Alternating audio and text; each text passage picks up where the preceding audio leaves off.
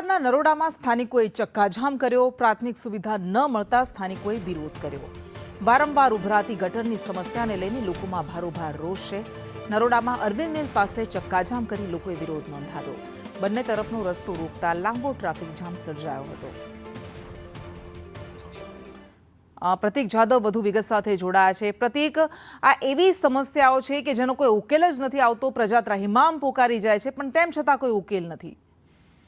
કૃષ્ણા, મહાનગરપાલિકાના શહેરીજનો હંમેશા મહાનગરપાલિકા પાસેથી પ્રાથમિક સુવિધાઓ માંગતા હોય છે, પરંતુ જ્યારે પણ તેઓને પ્રાથમિક સુવિધાઓ ન મળતી હોય ત્યારે તેઓ વિરોધ કરતા હોય છે। અને આવી જ ઘટના અમદાવાદ શહેરના નરોડા વિસ્તારમાં બની છે કે જ્યાં આગળ વારંવાર ગટરો ઉભરાવાની સમસ્યાથી સ્થાનિકો પરેશાન થઈ ગયા છે। અને આજે આ જ કારણથી નરોડા વિસ્તારના સ્થાનિકોએ અરવિંદ મિલ ચાર રસ્તા પાસે રસ્તો ચક્કાજામ કર્યો હતો અને જે વાહન વ્યવહાર છે તેને ઓરવીને પોતાનો વિરોધ વ્યક્ત કર્યો હતો। બીઆરટીએસ ટ્રેક હોય કે પછી સામાન્ય રસ્તા હોય, ત્યાં આગળ સ્થાનિકો રોડ ઉપર ઉતરી આવ્યા હતા અને પોતાનો વિરોધ વ્યક્ત કર્યો હતો, કારણ કે છેલ્લા કેટલાય સમયથી નરોડા વિસ્તારના સ્થાનિકો આ સમસ્યાથી પીડાઈ રહ્યા છે। અને આ સમસ્યાના નિવારણ માટે અનેક વખત તેમના દ્વારા કોર્પોરેશનના સત્તાધીશો અને અધિકારીઓને રજૂઆત કરવામાં આવી છે, તેમ છતાં પણ તેનું કોઈ નિરાકરણ ન આવતા આજે સ્થાનિકોએ વિરોધ નોંધાવ્યો હતો।